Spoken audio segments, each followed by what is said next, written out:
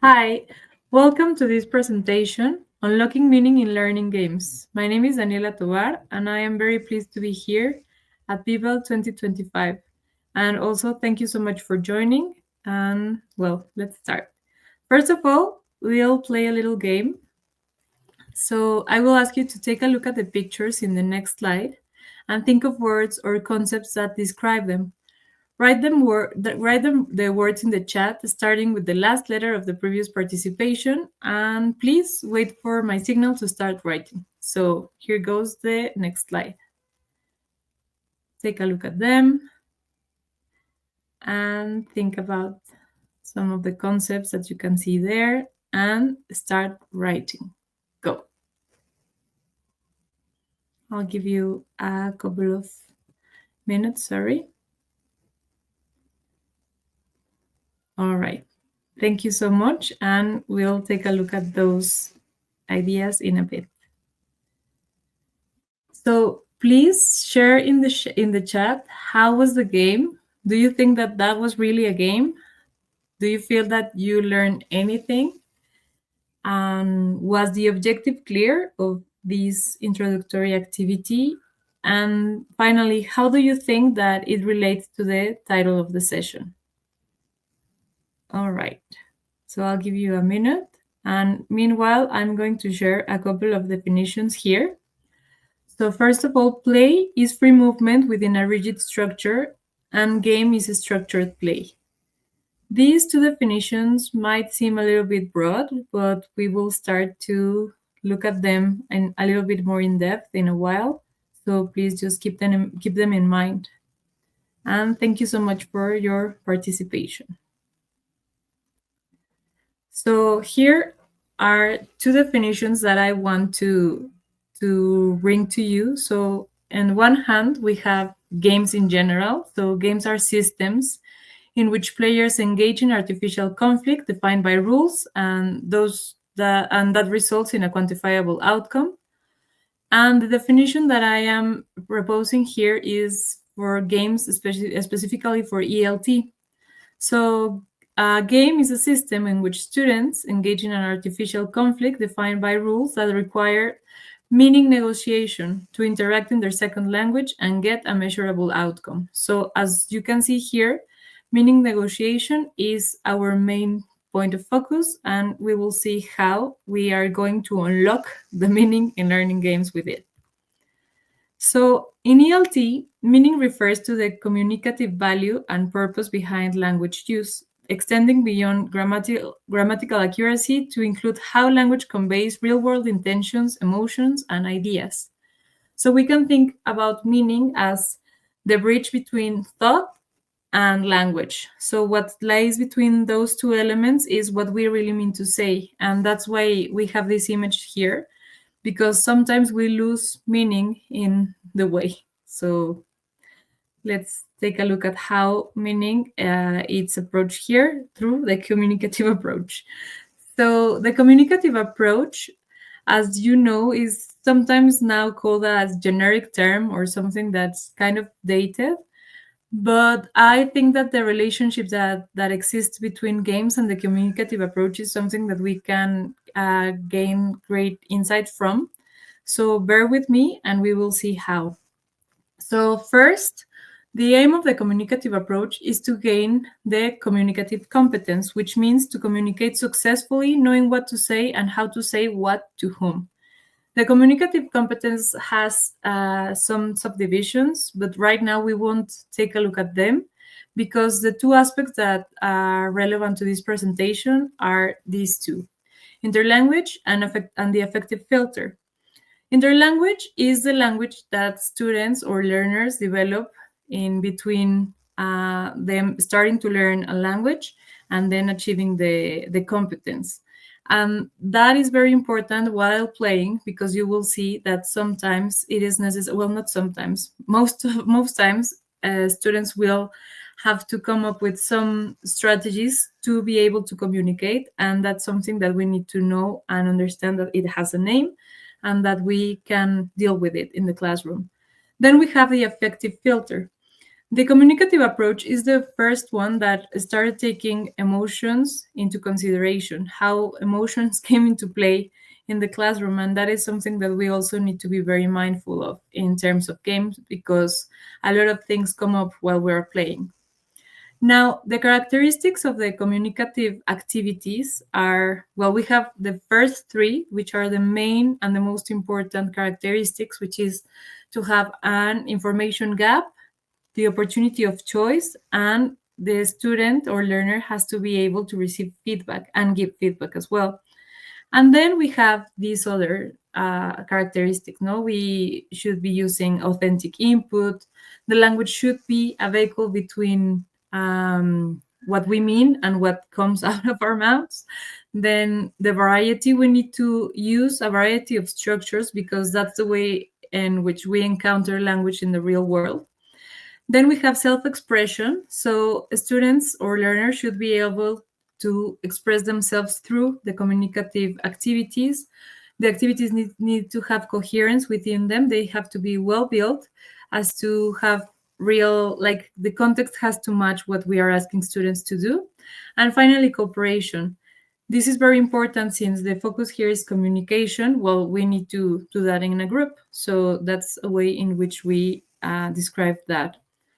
I know that this is a very broad description of the communicative approach, but right now it is important for me that we are in the same page. Here we have ideas from different authors, and it's a wide span of time that it's comprehended in this slide. So I want you to be sure that these are the relevant aspects for us right now. Now, as we have seen the communicative approach, now we have to take a look at some game design principles. The first one is player agency and choice. So here we are going to start seeing some of these points of contact where the communicative approach and game design start to coexist. So first of all, the player agency and choice is something that we need to make sure that it exists. So the player needs to feel that it's an active participant in whatever they are doing, and also that they have a choice, that their choices matter, and that they matter in a way that we will see right after has to deal with some balance and purpose. So the stakes also have to need to be very clear.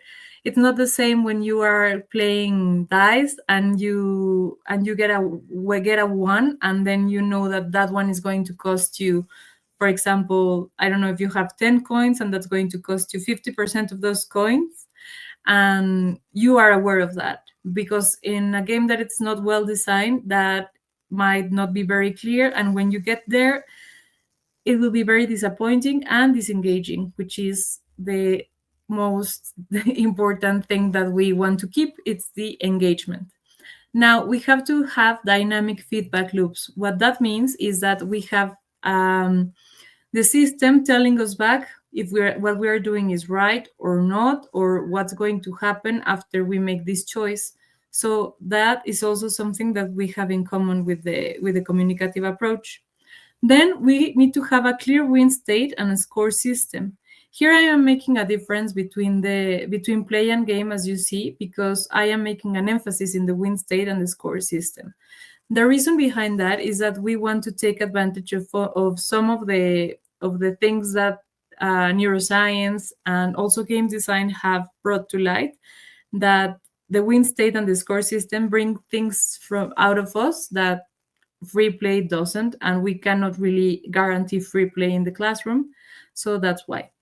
Then we need to have a balanced challenge and reward. What that means is that, for example, if you're playing a video game and you just defeated this huge monster, and instead of getting a reward that feels like, okay, you did something great, you just get like a tip. You feel again disengaged, and the game stops working. And also, we need to have very clear steps to follow. So, for example, I want you to take a look at this image here and picture it as a moment in a game. So, do you feel that if you were this player, you would be? How would your relationship to the game design principles feel to you? So, you would feel there because there's a net. but there's no a goalie, and there's a net between the player. There are no other players around her. So what do you think? Could you please share some ideas in the chat? All right. Thank you. So I'll continue. And here is a little bit of a summary of how the communicative approach and game design principles meet. So the main thing is that they are both searching for meaning. So in language, we're trying to find the way to communicate what we mean, while in games, we're trying to create a meaningful experience. And how that happens is within a system, the objective has to be very clear, choices are key, and the feedback that you receive enriches you and is the thing that keeps you going. And also instructions lead the way. So those are the main points where we find ourselves understanding the relationship between the communicative approach and game design, and that's how we are approaching some tool that will help you and unlock the meaning in games. So here I added a little bit of an asterisk to talk about some ideas from neuroscience, because now it's proven that our brain is designed to interpret symbols and create connections. I know that most of you might be aware of this, but it's important at this point to highlight it, because symbols are constructed to relationships involving perception, knowledge, emotions, and accompanying images. And I want to highlight how these ideas are very present in games and also in the classroom. We are trying to help children acquire some knowledge and have some emotions come into play. And also we try to accompany those things with images so the learning is meaningful. And here are the neurotransmitters that help that participate specifically in games. So we have serotonin, which makes games effective because it makes us feel a sensation of well-being and it helps us stabilize our mood. Also, dopamine makes games memorable because it helps us feel well. It makes us feel motivated and rewarded. So that's why sometimes it is called like a drug, but that's not a great thing to mention in education. So let's keep it in just memorable, right? Then we have endorphins.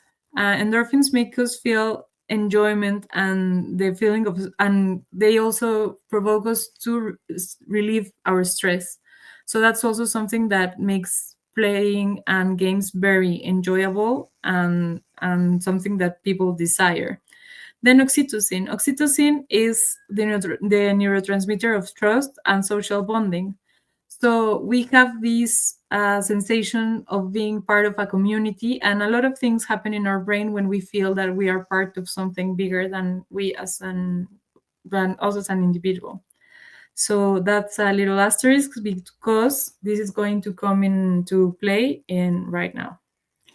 So when we put together the communicative approach and some principles of game design and add some ideas from neuroscience, we can approach a little bit more to the magic circle. I don't know if some of you are acquainted with this idea. This comes from the original author from game theory. Well, games theory actually, Johann Huizinga. So this is the interpretation that Steve Snyderman gives us. No, he is a game designer, and this is how he frames it. Well, how he explains it, and I think that it's a very interesting definition. So, in the play state, you experience a protective frame which stands between you and the real world and its problems, creating an enchanted zone in which, in the end, you are confident that no harm can come. He is also a psychologist. So this is what we want for our students. No, we want them to feel very safe. We want them to feel confident that they can be where they are and learn from exactly the things that they need. So this is the magic circle, and I think that as it's something that happens in play and in play and in game, we can bring it to the classroom. And how? Well, Yeah, well, before going into the how, let's talk about some of the ideas that brings us a little bit farther from the magic circle. So we have a few common misconceptions around games. Some people think that they are distractors in the classroom, that only lazy teachers use them to spend time just being there in the classroom. And some schools don't think that the assessment that comes out of games can be very useful. Also, we have this idea of competition because a lot of people don't believe that it is good to promote competition, but there are sane and healthy ways to do that. Then we have this idea that not everybody loves games, and that's something that we really need to take into consideration while designing game based learning experiences, because we need to take into consideration how we are including those members of the group, and those, I wanted to say players, but in that case they wouldn't be players, so that's all right. Then we have the leader problem, because all groups are different, no? And some groups have one leader, others have like two leaders that are constantly in a fight, and you know better than I do how this happens in the classroom. So this is something that we have to keep in mind as well. And also there is this idea that that games bring mess, no? Like there is chaos, and that children don't really get engaged, rather than they just feel free for the first time. So these are things that we need to handle in a way. And we also need to keep an eye on the material. And so all of these things can become strategies and things to learn from, but we need to be sure as how to do it. So first, we need to be very good at giving instructions. So I know this, telling you these teachers is not like new, but in terms of playing games, it is very important that you learn how to play beforehand. Because I don't know if you've been to a party or somewhere where someone is very excited about a game that they just bought, and they want to start playing with you, but they don't know the game. So everybody gets disengaged before even starting to play, because nobody really is following the instructions. So that's something that we need to be very mindful of. Also, just one person should teach how to play, because having two or more people trying to explain might become then a true mess. Then you can create a narrative, no? Like you can think of the game as a story or as a movie, and then explain the students, no? Like this is the first thing that's going to happen, then this is going to happen, and finally this is how we know that it's finished. You can work with tutorials, you can assign roles. For example, if one of the students, as I was saying, doesn't really enjoy games, you can ask him or her to go around the classroom and keeping an eye on how the other students are using the vocabulary, the grammar structure that you are practicing. So that's an idea for you to take into account, that these children that might be disruptors can actually become uh, a tool and they might absolutely be able to learn new abilities and skills.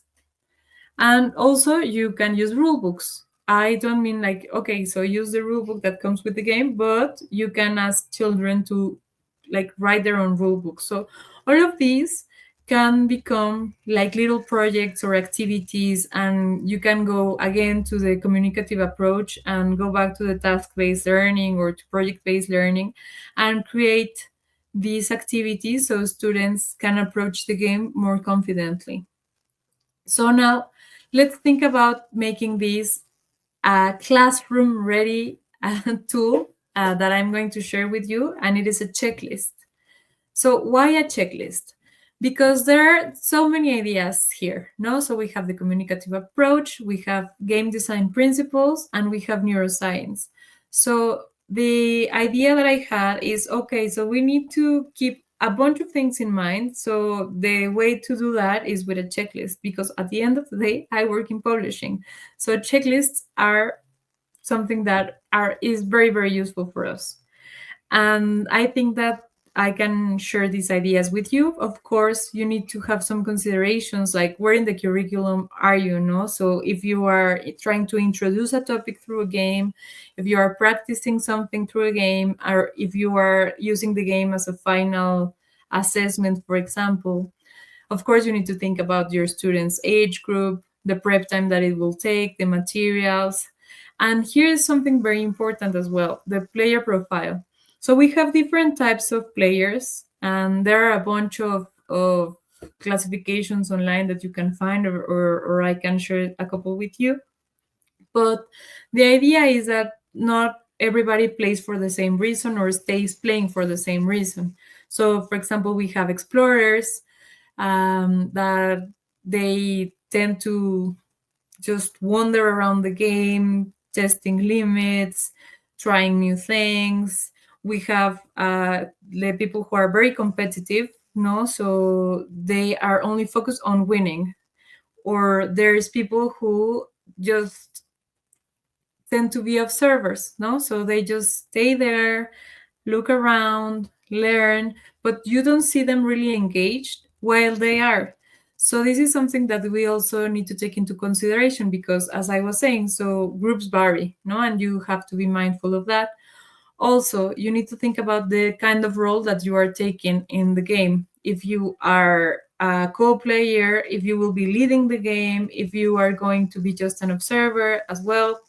So this is something that you need to decide before starting to go into this, no? And about the assessment, as I was saying, as some of the problems that you might find is that the assessment of games might seem tricky.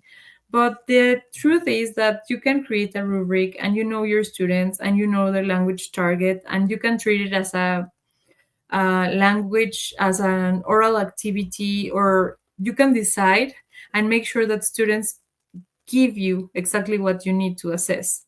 So also you need to create some general rules regarding playing, no, because you have your classroom rules, but you also need to have some rules within this hopefully magic circle where students need to know that even if they are very excited or if they are passionate about the game or something like that, they cannot call each other names or they cannot shout or things like that, especially because we all work within institutions and we need to be mindful of the main, like the structure over us. Then you need to know beforehand how you're going to deal with competition, no, are you going to promote it or not, and the kind of strategy that you are going to follow there. And also the parent connection, because parents are going to want to know why are children playing and what's the point with it. So I advise you, recommend you to write a letter, for example, and have children uh, be very aware of what they are doing, no, so state the objective. I mean, we will take a look at the checklist, but this is something that I wanted to delve a little bit more in. All right, so let's go to the next one, the checklist. So the checklist, it has, as I was saying, many of the different things from the communicative approach and the game design principles and neuroscience. And you can see it here. So first of all, we have the language objective. We need to make sure that the game objective and the language objective make sense together. So this checklist you can use it to create a game or to adapt a game or to assess even a game before bringing to the classroom. No, so then we have number two, meaning negotiation. No, so we need to make sure that the students have really the chance, sorry, to negotiate meaning. No, like, are we sure that the moment that they are making choices and deciding what to do or what language chunk they are going to be using makes sense with the language objective?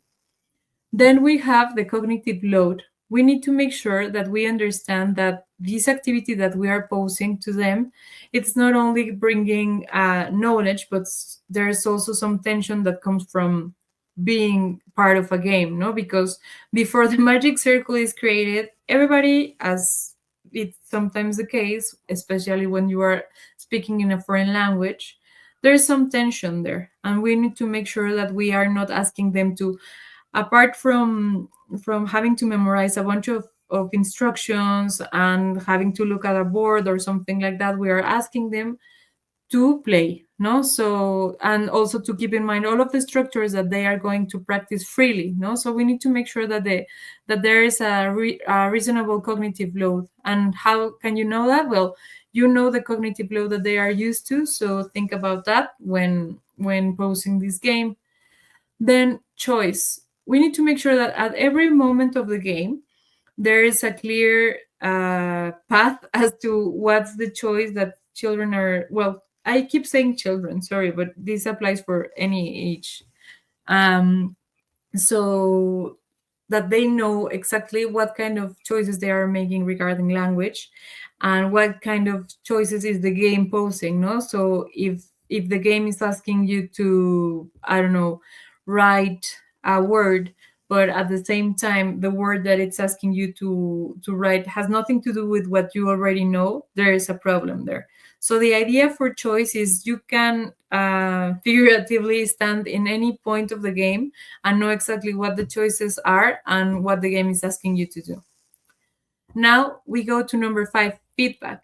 We need to make sure that the student receives feedback as to what the language they are using is, and also what the game is doing. So if they are using their language correctly, is that going to make them advance in the game, or is that going to be more or less the same as long as the student is able to do something? For example, if you are playing a physical game, no, let's say students need to jump every time they pass a little square, no, for example. So we need to make sure that we are assessing not the ability to jump, but the ability to identify the word, for example. Now we have to have an identifiable win state or scoring state, as I was saying. There we need to make sure that it's very related to what I was saying with the feedback. No, are we giving points for language, or are we giving points for skill? Now we need to make sure also that the rules are very clear for the classroom and in the game. And I put rules and instructions um, close together because I think that the distinction there might not be very clear.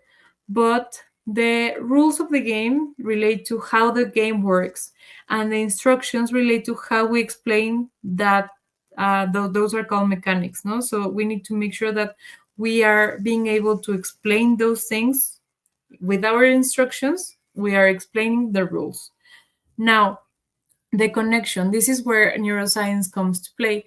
We need to make sure that students are making connections with their real life or with any other part of the curriculum. We will see an example later to understand how that can work, but it's very important to give them these branches so that they can put together their knowledge. And finally, support. We have to give students enough support in terms of language and in terms of what they need to play.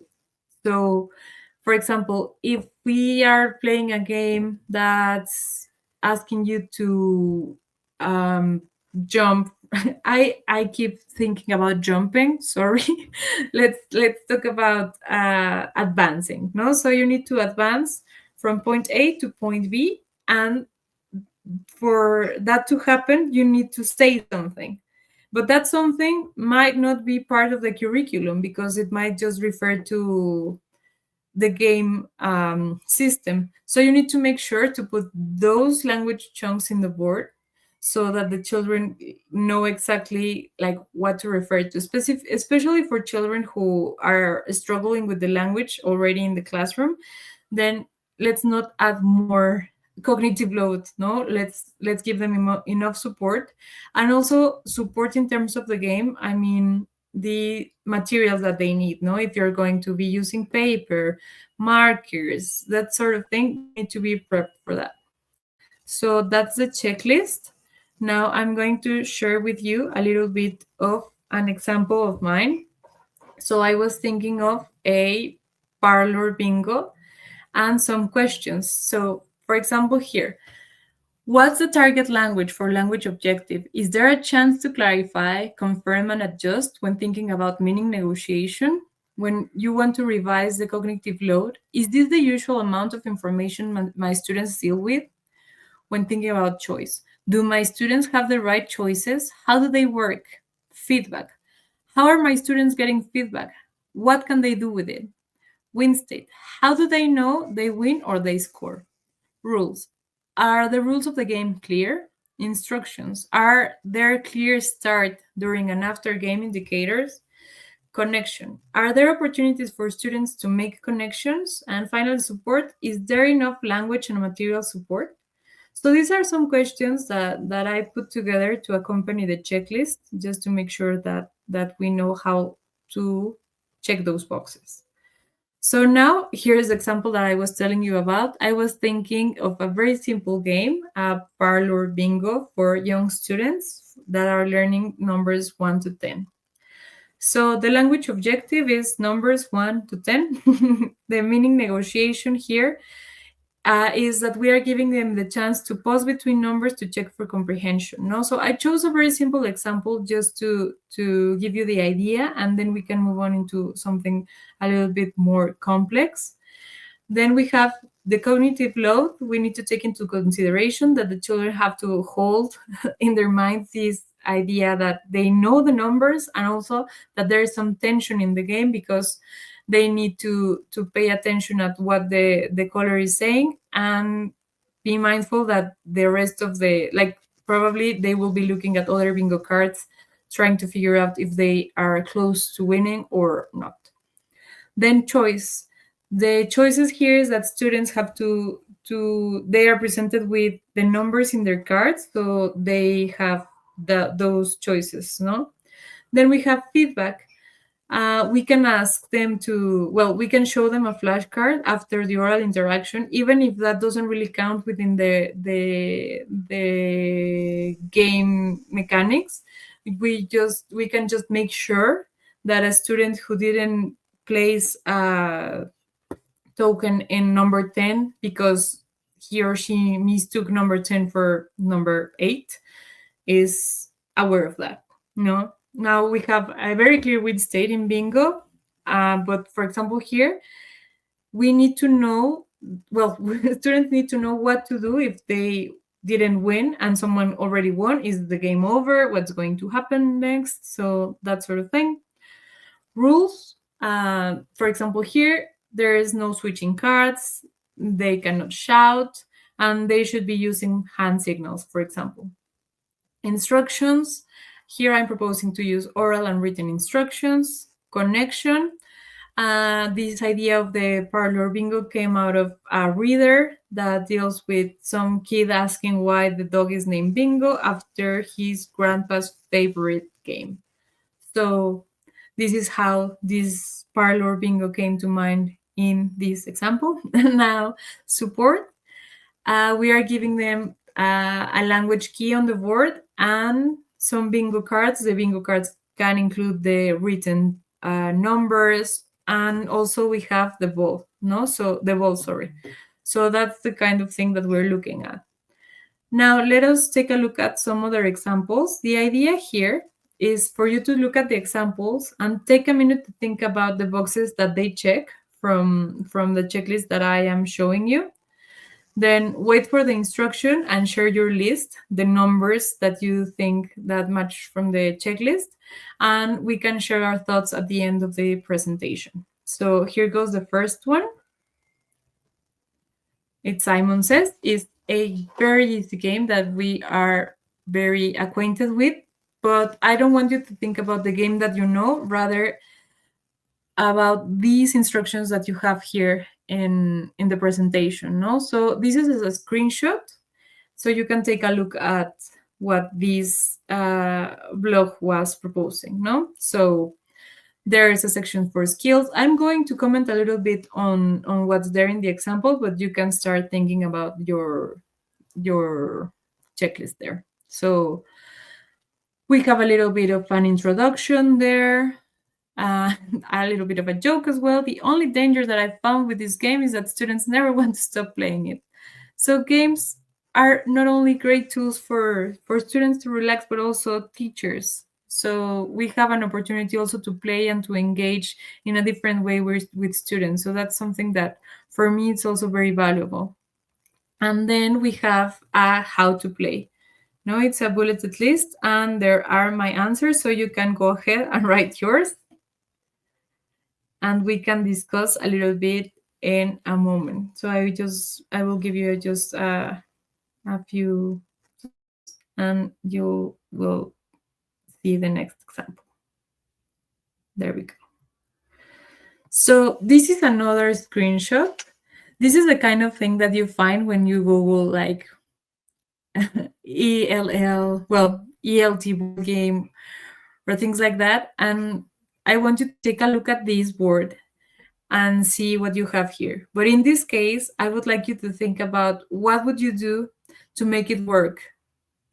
What would you change? No, so you can choose one of the aspects in the checklist and say like how would you improve the feedback here, or how would you improve the idea of connection, no, like how would you contextualize this, or how would you bring some physical activity or something to help children make connections when learning.